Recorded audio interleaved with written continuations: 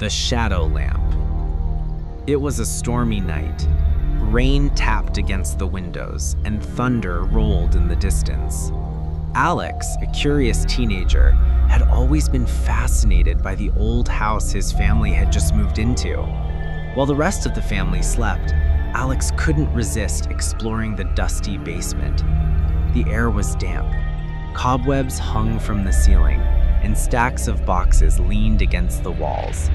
In the far corner, something caught his eye: an old brass lamp covered in thick dust. He picked it up. It felt heavier than it should. The glass was cloudy, and the handle was cold, almost too cold for a lamp that had been sitting in a basement. Alex wiped the lamp with his sleeve and clicked the small switch. At first, nothing, just silence. But then, a faint glow filled the room. Alex smiled, until he noticed the shadows. At first, they seemed normal, stretching across the walls, but then they began to move differently.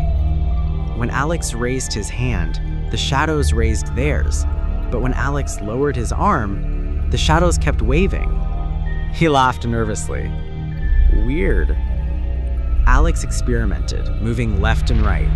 The shadows followed, but slightly delayed, as if thinking for themselves. Then, one of the shadows pointed to a dark corner of the basement. Alex froze. He hadn't moved. The shadow kept pointing, and then another shadow joined in. They all seemed to be signaling him to go. Alex walked carefully toward the corner.